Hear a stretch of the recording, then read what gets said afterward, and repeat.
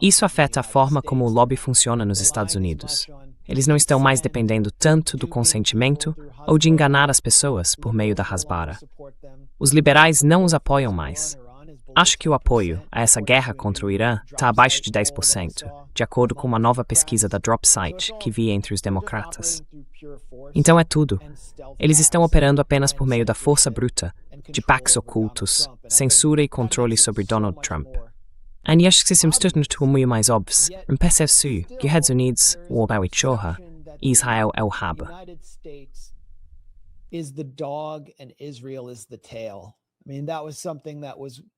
Quer dizer, esse foi um argumento defendido por Walter Russell Mead contra você, o historiador conservador, quando ele disse que os americanos simplesmente amam Israel, que não há necessidade de um lobby, porque os americanos simplesmente amam Israel.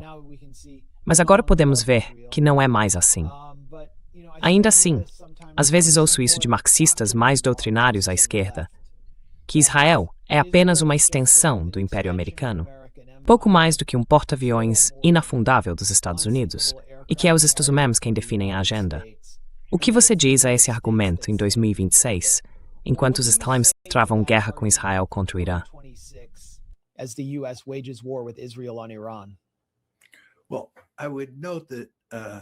Bem, eu gostaria de observar que meu bom amigo Norman Finkelstein fez um podcast outro dia que eu ouvi enquanto preparava o jantar.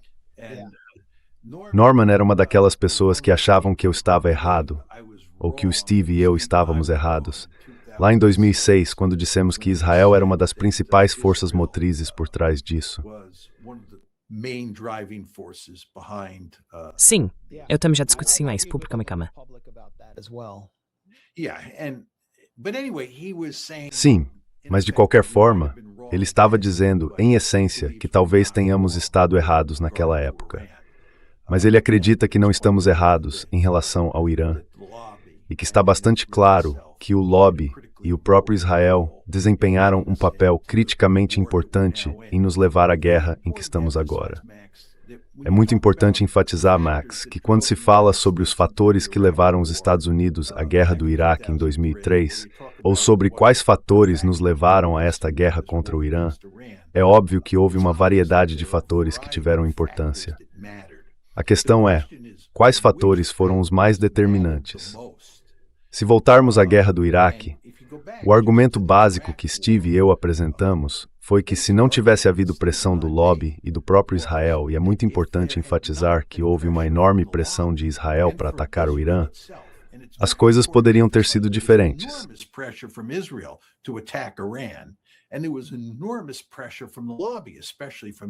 E houve uma enorme pressão do lobby, especialmente dos neoconservadores, dentro e fora dele.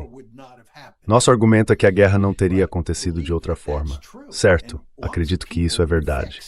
E muitas pessoas, de fato, disseram isso na época. Mas é claro, quando a guerra deu errado, o lobby fez grandes esforços para se distanciar e para distanciar Israel das causas da guerra. E agora, em 2026, vai ser muito mais difícil fazer isso, porque, novamente, o lobby está às claras. O que está acontecendo entre Israel e os Estados Unidos está às claras. E é tão evidente que Israel e o lobby desempenharam um papel fundamental em nos empurrar para essa guerra. E Norman Finkelstein estava de fato dizendo exatamente isso sobre o que está acontecendo agora.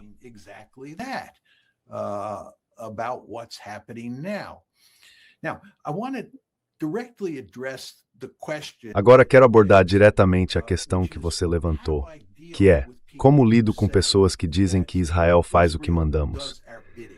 Não se trata de o rabo balançar o cachorro. É o cachorro que faz o rabo fazer o que ele quer. Minha resposta simples para isso é, se isso fosse verdade, você não precisaria de um lobby. Você não precisaria desse grupo incrivelmente poderoso de indivíduos e organizações trabalhando sem parar para influenciar a política externa americana. Se Israel fosse um ativo estratégico e moral tão importante, o governo simplesmente apoiaria Israel de forma automática, e você não precisaria de um lobby.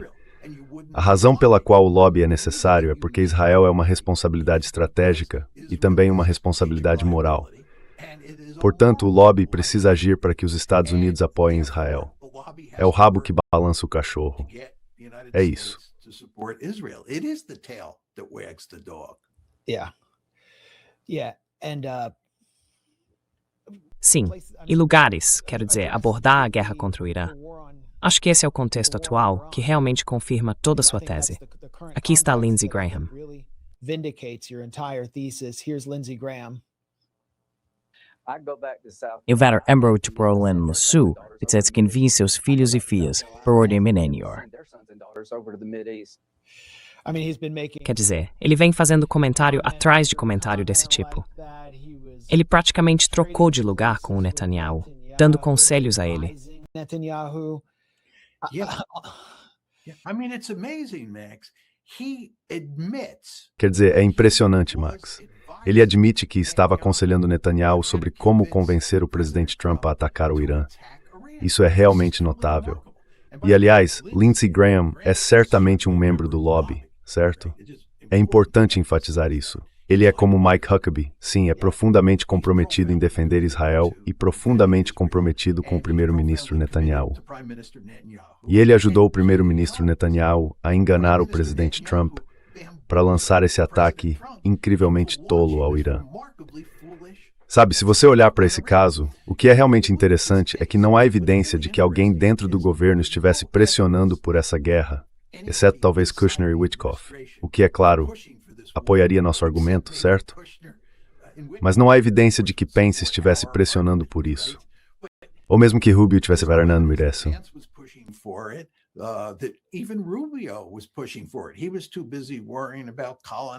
Ele estava ocupado demais se preocupando em colonizar a América Latina para se envolver em uma guerra ou no processo de tomada de decisão envolvendo o Irã. Portanto, não havia pressão de baixo para cima. E, de fato, o general Keeney o alertou de que não havia opção militar. O Conselho Nacional de Inteligência disse, em essência, que isso não iria funcionar. Então havia uma resistência real dentro do governo e nenhum defensor real que eu pudesse identificar. Mas quem eram os defensores dentro dos Estados Unidos? Tudo que você precisava fazer era ler o Wall Street Journal, que era um entusiasta da guerra, Bret Stephens, que era um entusiasta da guerra, Lindsey Graham, que não apenas era um entusiasta da guerra, mas também trabalhava de perto com Netanyahu, certo? E então o próprio Netanyahu.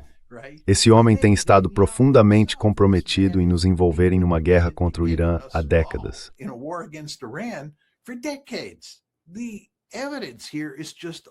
As evidências aqui são simplesmente esmagadoras, certo? É. Mas sabe o que vai acontecer, Max? O que vai acontecer é que a guerra vai dar errado, ou a guerra já deu errado, e vai piorar cada vez mais. E o que vai acontecer é que o lobby vai se esforçar enormemente para dizer que Israel e o lobby aqui nos Estados Unidos não tiveram nada a ver com o início dessa guerra. Certo. Não me diga que Donald Trump não é uma variável independente capaz de tomar suas próprias decisões, porque foi isso que aconteceu aqui. Trump é o responsável, não Israel, não o lobby. Mas é claro que você e eu sabemos a verdade. E as evidências apontam fortemente na outra direção. Acho que os argumentos deles, desta vez, não vão convencer muita gente.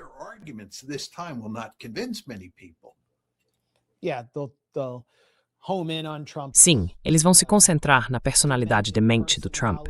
Suas alegações de que está, o que provavelmente é verdade, lucrando com os altos preços do petróleo, sua corrupção, personalizando toda a questão. Talvez, segundo Rachel Maddow, os Emirados Árabes Unidos e a Arábia Saudita o tenham levado a fazer isso. Não sei. Talvez a Rússia o tenha levado a fazer isso. É qualquer coisa para confundir as águas. Mas acho que neste ponto já está óbvio demais. Até o Joe Rogan está dizendo, por que está fazendo isso? Parece que Israel nos arrastou para esta guerra. Quer dizer, tudo isso, na verdade, voltando àquela pesquisa sobre os locais de votação, a grande maioria dos democratas disse acreditar que Trump está atendendo mais aos interesses de Netanyahu do que aos do povo americano, e que esta é uma guerra por Israel. Enquanto isso, a maioria dos republicanos simplesmente não acredita nisso, porque são cultistas de Trump.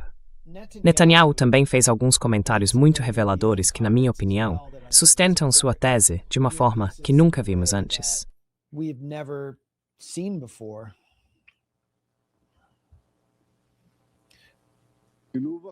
This coalition of forces allows us to do Essa coalizão de forças nos permite fazer o que venho ansiando há 40 anos: golpear o regime do terror com toda a força. Foi isso que propus, e é isso que faremos. É o que prometi, ou tentei fazer por 40 anos. Ao que Netanyahu está se referindo com esse plano de 40 anos, que Trump está colocando em prática por meio do que Netanyahu chama de coalizão. E sabe, será que ele está fazendo referência a algo como o documento Clean Break? Is he referencing something like the Clean Break document there? Oh, yeah. I mean, there's no question that Ah, sim. Quero dizer, não há dúvida de que essa visão de Netanyahu é completamente consistente com a doutrina Clean Break de meados da década de 1990. O que está acontecendo aqui, Max, na minha opinião, é que Israel está, em primeiro lugar, interessado em criar uma grande Israel. Exatamente onde essas fronteiras estariam, não sabemos, mas certamente incluem a Cisjordânia e Gaza. Eu diria que também partes do sul do Líbano e partes do sul da Síria, e talvez até partes da Jordânia e do Sinai. Os israelenses estão interessados em expandir suas fronteiras, em primeiro lugar. E, em segundo lugar, estão muito interessados em expulsar os palestinos de Gaza e da Cisjordânia e criar um Estado quase puramente judeu.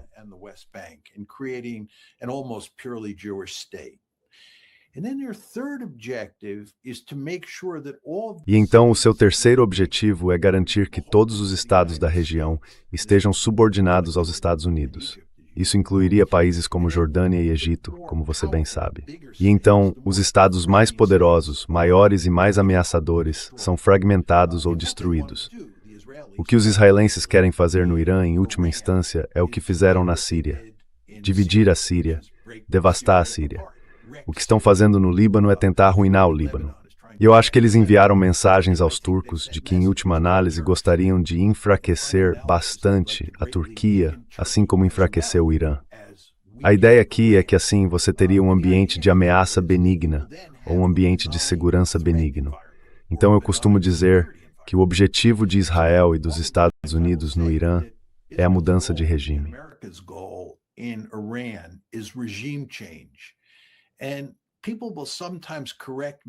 E às vezes as pessoas me corrigem e dizem que esse pode ser o objetivo dos Estados Unidos, mas que esse não é realmente o objetivo final de Israel.